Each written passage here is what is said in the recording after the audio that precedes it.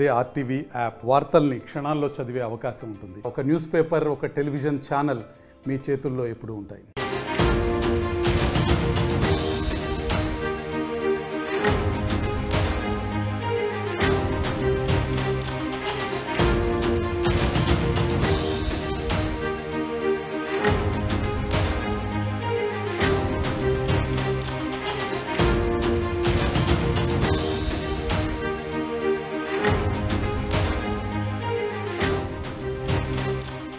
Breaking news, ప్రకాశం barrage కి record స్థాయిలో వరద వస్తోంది. ప్రకాశం బ్యారేజ్ దగ్గర కృష్ణమ్మ మహోగ్ర రూపాన్ని దాల్చి ప్రవహిస్తోంది. ఇప్పుడు నా వెనక మీరు ఆ దృశ్యాలు మీరు చూస్తున్నారు స్క్రీన్ పైన. ప్రకాశం బ్యారేజ్ కి రికార్డు స్థాయిలో వరద వస్తుంది. మహోగ్ర రూపాన్ని దాల్చి కృష్ణమ్మ బంగాళాఖాతం వైపు పరుగు పెడుతోంది.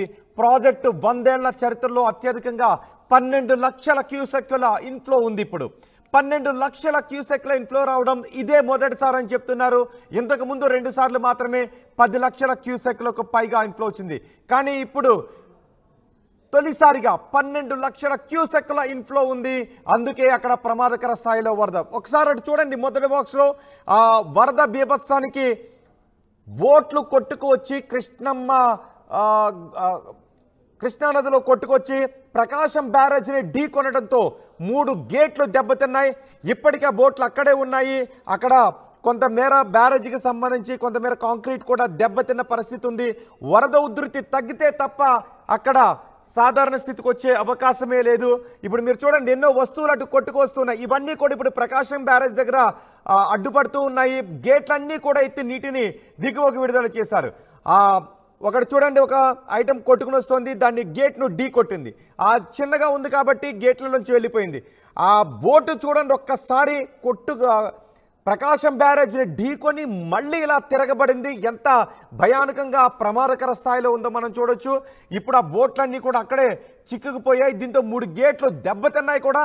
కొంతమేర బ్యారేజ్కి సంబంధించి కొంత పాటు కూడా ఆ బోట్లు ఢీకొన్న చోట దెబ్బతిన్న పరిస్థితి కనిపిస్తోంది. మహోగ్ర రూపాన్ని దాల్చి కృష్ణమ్మ గర్జిస్తూ కిందకు పరిగెడుతోంది. దీంతో దిగువన ఉన్న కృష్ణాలంకతో పాటు అనేక లంక గ్రామాలు కూడా భయంతో బిక్కుబిక్కుమంటూ ఉన్నాయి. ఇదంతా ఎందుకంటే 12 లక్షల క్యూసెక్ల ఇన్ఫ్లో వస్తోంది. 12 లక్షల క్యూసెక్ల ఇన్ఫ్లో రావడం ఇదే మొదటిసారి. ఇంతకుముందు కృష్ణమ్మ మహోగ్ర రూపాన్ని దాల్చినప్పుడు 10 లక్షల క్యూసెక్లు మాత్రమే వచ్చాయి. అది కూడా ఇప్పటి వరకు కేవలం 2 సార్లు మాత్రమే జరిగింది. అది 10 లక్షల క్యూసెక్లు మాత్రమే ఇన్ఫ్లో ఉంది. కానీ ఇప్పుడు ఏకంగా 12 లక్షల క్యూసెక్ల నీరు వచ్చి చేరుతోంది. బ్యారేజ్ దగ్గర 24.4 అడుగుల మేర నీటి మట్టం ఉంది. ఇప్పటికే మొత్తం 70 గేట్లను ఎత్తి నీటిని దిగువకు విడుదల చేస్తున్నారు. ఇన్ఫ్లో పెరిగితే బ్యారేజీ పైనుంచి నీరు వెళ్లే అవకాశం ఉందేమోననే భయాన్ని వ్యక్తం చేస్తున్నారు. ప్రకాశం బ్యారేజ్ దగ్గర కృష్ణమ్మ ఓవర్ఫ్లో అయ్యే అవకాశం ఉంది అని అధికారులు భయపడుతూ ఉన్నారు. ఎందుకంటే అంతకంతకు కూడా కృష్ణా నదిలో నీటి మట్టం పెరుగుతూ ఉంది. ఇన్ఫ్లో అంతకంతకు పెరుగుతూ ఉంది. ఏకంగా 12 లక్షల క్యూసెక్ల ఇన్ఫ్లో అంటే మాటలు కాదు. ఇప్పటి వరకు 2 సార్లు అత్యధిక వరదలు వచ్చిన 2 సార్లు కూడా కేవలం 10 లక్షల క్యూసెక్లు మాత్రమే ఉంది. కానీ ఇప్పుడు 12 లక్షల క్యూసెక్ల నీరు ఇన్ఫ్లో వచ్చి చేరుతూ ఉండటంతో ప్రకాశం బ్యారేజ్ ప్రమాదకర స్థాయిలో ఉంది. కృష్ణమ్మ గర్జిస్తూ పరుగులు పెడుతోంది. ప్రకాశం బ్యారేజ్ పై వాహనాల రాకపోకలను కూడా నిలిపివేశారు. ప్రకాశం బ్యారేజ్ దగ్గర ప్రస్తుతం 2వ ప్రమాద హెచ్చరికను జారీ చేశారు.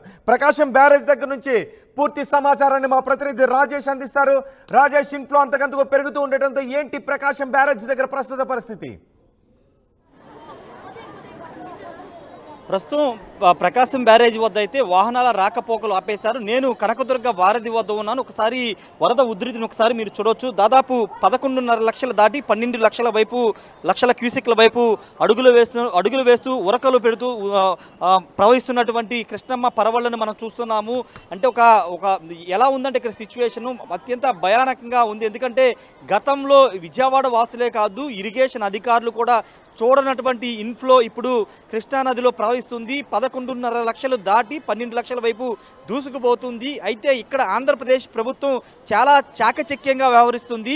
శ్రీశైలం, నాగార్జున సాగర్, పులిచింతల ఈ డ్యాముల్లో వస్తున్న వాటర్ని కొంత హోల్డ్ చేసుకుంటూ వస్తుంది. ఒకేసారి కనుక 3 ప్రాజెక్టుల వాటర్ని దిగువకు వదిలేస్తే కనుక ప్రకాశం బ్యారేజే కొట్టుకుపోయే పరిస్థితి ఉంది. కాబట్టి హోల్డ్ చేసుకుంటూ, అంటే ఒక గంట పాటు హోల్డ్ చేస్తూ తర్వాత విడుదల చేయాలి. అలా హోల్డింగ్ విధానంలో ఇప్పుడు వాటర్ని అంతా విడుదల చేస్తున్నారు. ఇంకా కృష్ణానదికి ముప్పు ప్రధాన కారణం ఏంటంటే పులిచింతల దిగువనున్నటువంటి చిన్న చిన్న వాగులు, కట్టలేరు కానీ వెలగలేరు, మున్నేరు, ఈ వాగులన్నీ ఉధృతంగా ప్రవహించడంతో పాటు వైరా నది, ఖమ్మం జిల్లా మధిర ఈ ప్రాంతాల నుంచి వైరా నది నుంచి కూడా భారీగా దాదాపు 2 లక్షల క్యూసిక్ల వాటరు కృష్ణానదిలో కలవడంతో ఇప్పుడు ఈ ఫ్లోటింగ్ ఈ ప్రవాహానికి కారణమని చెబుతూ ఉన్నారు. ఈ రాత్రికి 12 లక్షలు క్రాస్ అయ్యే అవకాశం కనబడుతుంది. దాదాపు 121 సంవత్సరాల తర్వాత, అంటే 1903లో ఒకసారి 10 లక్షల క్యూసిక్ల వాటర్ వచ్చింది. తర్వాత 2009లో ఉమ్మడి ఆంధ్రప్రదేశ్ రోసయ్య ముఖ్యమంత్రిగా ఉన్న సమయంలో నవంబర్ నెలలో 10 లక్షల క్యూసిక్ల వాటర్ వచ్చింది. కానీ ఇప్పుడు 11.5 లక్షలు దాటి 12 లక్షల వైపు కృష్ణమ్మ ప్రవాహం అయితే కొనసాగుతుంది. ఒక భయానక వాతావరణం కృష్ణానది పరివాహక ప్రాంతంలో ఉంది. ఒకసారి మనం చూస్తున్నాము, ప్రభుత్వం నిర్మించినటువంటి రిటైనింగ్ వాల్ను కూడా తాకుకుంటూ కృష్ణానది పరవళ్లు తొక్కుతుంది, పూర్తిగా దిగువ ప్రాంతాలకి వెళుతుంది. ఇప్పుడు అత్యంత పెను ప్రమాదం ఉన్న గ్రామాలు దివిసీమ ప్రాంతం అని ప్రధానంగా చెప్పుకోవచ్చు. ఎందుకంటే దివిసీమ ప్రాంతంలో 3 మండలాలు ఉన్నాయి. అవనిగడ్డ, కోడూరు, నాగాయలంక.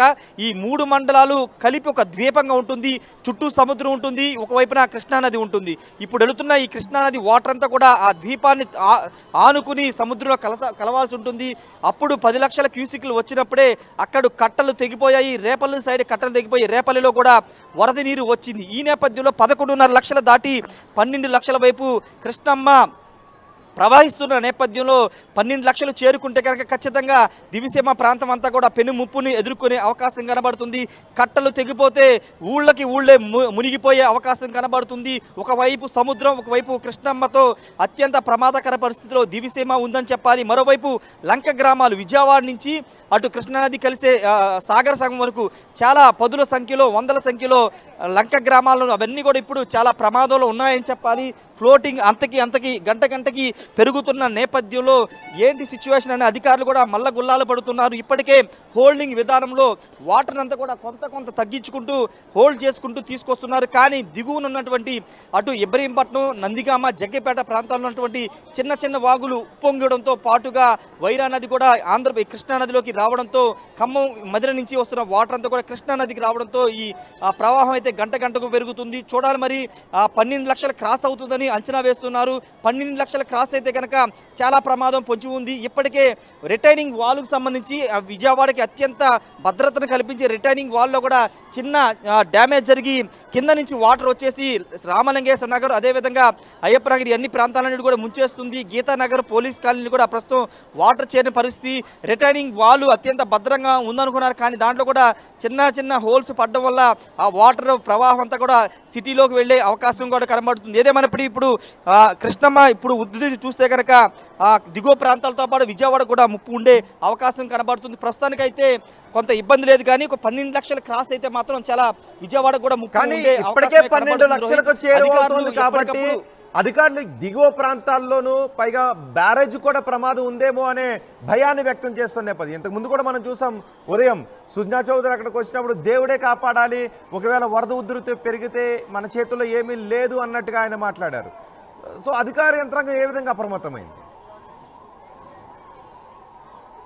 అంటే బ్యారేజ్ కెపాసిటీ 10 లక్షలు మాత్రమే అని ఇరిగేషన్ శాఖ అధికారులు చెప్తున్నారు. ఇప్పటికే ఆ బ్యారేజీ కెపాసిటీని దాటి ఫ్లడ్ అనేది 11.5 లక్షల ఫ్లడ్ అనేది వస్తుంది. కాబట్టి 12 లక్షలు వెళ్తే కనుక ఇప్పటికే డేంజర్ జోన్లో ప్రకాశం బ్యారేజ్ ఉంది. పైగా ఈరోజు కొన్ని బోట్లు వచ్చి అక్కడ లాకుల్ని డ్యామేజ్ చేసినటువంటి పరిస్థితి. ఈ నేపథ్యంలో ఇప్పుడు 12 లక్షలకు రీచ్ అయితే డ్యామ్ పరిస్థితి ఏంటనే ఒక ఆందోళన కనబడుతుంది. ఎందుకంటే ఇప్పటికే రాకపోకలు నిలిపివేశారు. ఒక అత్యంత ప్రమాదకర జోన్గా ప్రకాశం బ్యారేజీని ప్రకటించారు. కాబట్టి ఇప్పుడు ఎవరిని అక్కడికి రావద్దని చెప్తున్నారు. ఒకవేళ 12 లక్షల క్యూసిక్లు దాటితే డ్యామ్కే ముప్పు పెంచి ఉంది. కాబట్టి అలాంటి ప్రమాదం జరిగితే ఇక ఎవరు ఊహించని ప్రళయం అయితే జరిగే అవకాశం కనబడుతుంది. విజయవాడకి ఒక భద్రతగా ప్రొటెక్షన్గా ఉన్నటువంటి ప్రకాశం బ్యారేజీకి ఏదైనా డ్యామేజ్ జరిగితే దిగువన ఉన్నటువంటి 80 కిలోమీటర్లు కింద ఉన్నటువంటి మొత్తం కూడా వరద ఉధృతిలో కొట్టుకుపోయే అవకాశం అయితే చాలా స్పష్టంగా కనబడుతుంది. చూడాలి మరి వరద ఉధృతి తగ్గితే కనుక కొంత సేఫ్ జోన్ ఉంటారు. కానీ వరద 12 లక్షల క్యూసిక్లకు దాటితే మాత్రం ప్రమాదం అంచులో ఖచ్చితంగా ఉన్నట్లే. రోహిత్. రైట్ రాజేష్. ప్రకాశం బ్యారేజ్ దగ్గర కృష్ణమ్మ ఎన్నడూ లేని విధంగా గర్జిస్తూ పరుగులు పెడుతోంది. ఇప్పటి వరకు చరిత్రలో వరదలు వచ్చిన ప్రతిసారి 10 లక్షలు, అంటే 2 సార్లు మాత్రమే, అది కూడా 10 లక్షల క్యూసెక్లకు రీచ్ కావటం. కానీ ఇప్పుడు తొలిసారి 12 లక్షల క్యూసెక్లకు రీచ్ అయింది. 12 లక్షల క్యూసెక్ల ఇంట్లో ఒక్కసారి ఆ దృశ్యాలు చూడండి. పడవ ఆ బోటు వచ్చి ప్రకాశం బ్యారేజ్ని ఎంత బలంగా ఢీ కొట్టిందో, ఒక్కసారిగా ఢీ కొట్టి ఆ తర్వాత ఆ బోటు తిరగబడిపోయింది. ఆ ఢీ కొట్టిన దాటికి ఏకంగా గేటు కూడా ధ్వంసమైంది. అక్కడ కొంత కాంక్రీట్ కూడా దెబ్బతిన్న పరిస్థితి కనిపిస్తుంది. మొత్తం 3 బోట్లు వరుసగా వచ్చి ఢీకున్నాయి. 3 గేట్లు కూడా ధ్వంసమయ్యాయి. మరేదో ఒక వస్తువు కూడా అటు కొట్టుకుని వస్తువు ఉంది. అది కొట్టుకుని వచ్చి గేట్లో నుంచి అటుపక్కకు వెళ్ళిపోయింది. చూడండి ఒక్కసారి ఆ దృశ్యాలు. ఇలా బోట్లు కొట్టుకుని వచ్చాయి. ఇంకా ఇది చిన్నది ఉంది కాబట్టి గేట్లో నుంచి వెళ్ళిపోయింది ఒక్కసారిగా ఢీకొని.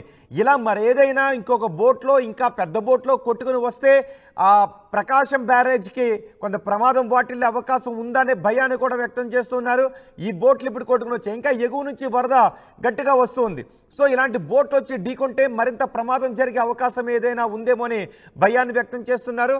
ఎందుకంటే ఒకవేళ ఆ బోట్లు కొట్టుకుని వచ్చేటప్పుడు మధ్యలోకి వెళ్ళి వాటిని అడ్డుకోవడం అనేది కూడా కొంచెం కష్టసాధ్యంగా ఉంటుంది. ఎందుకంటే అంత వేగవంతమైన ఫ్లో ఉంది. బంగాళాఖాతం దిశగా కృష్ణమ్మ గర్జిస్తూ పరవళ్ళు తొక్కుతూ ఉంది. అలా వచ్చే వాటిని మధ్యలోనే అడ్డుకోవడం అనేది కొంత కష్టసాధ్యంగా పరిణమించే అవకాశం కూడా ఉంటుంది. మధ్యలో వేరే బోట్లను తీసుకొని వాటిని జాగ్రత్తగా బ్యారేజ్ గేట్ల వైపు వెళ్లకుండా అడ్డుకోవాల్సినటువంటి అవసరం ఉంటుంది. కానీ అది కొంత కష్టసాధ్యమయ్యే అవకాశం కూడా ఉంటుంది. ఇప్పుడు ఆ బోట్లను తీయాలి అంటే అక్కడ వరద ఉధృతి పూర్తిగా తగ్గితే తప్ప ఆ బోట్లను అక్కడ నుంచి తొలగించే అవకాశం లేదు. ఇది ఒకవైపు అయితే అక్కడ అంతకంతకు కూడా నీటి మట్టం పెరుగుతూ ఉంది. ప్రకాశం బ్యారేజ్ దగ్గర ఇన్ఫ్లో 12 లక్షల ఇన్ఫ్లోకి చేరింది. ప్రకాశం బ్యారేజీ 4 బోట్లు ఢీకొట్టాయి. 4 బోట్లు ఢీకొట్టడంతో గేట్లు దెబ్బతిన్నాయి. కొంతమేర బోటుకు బ్యారేజ్ కాంక్రీట్ కూడా దెబ్బతింది. అంతకంతకు లక్షల క్యూసెక్కుల నీరు పెరుగుతూ ఉంటే ప్రకాశం బ్యారేజ్ ఓవర్ఫ్లో అవుతుందనే భయాన్ని కూడా అధికారులు వ్యక్తం చేస్తున్నారు. కింద ఉన్న లంక గ్రామాల ప్రజలు కూడా భయాన్ని వ్యక్తం చేస్తున్నారు. ప్రస్తుతం ప్రకాశం బ్యారేజ్ దగ్గర నీటి ఇన్ఫ్లో ఎంత వచ్చిందో అంత మొత్తం అన్ని గేట్లను కూడా ఎత్తి నీటిని దిగువకు విడుదల చేస్తూ ఉన్నారు.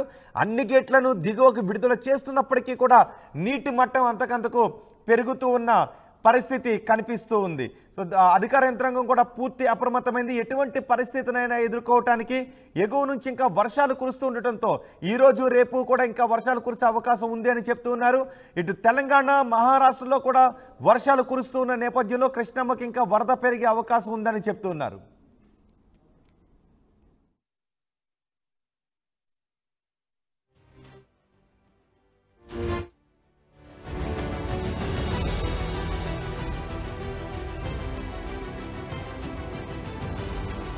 మరిన్ని వీడియోస్ కోసం ఛానల్ ని సబ్స్క్రైబ్ చేయండి. లేటెస్ట్ అప్డేట్స్ కోసం వాట్సాప్ ఛానల్ ని ఫాలో చేయండి. అండ్ లింక్ డిస్క్రిప్షన్ లో ఉంది.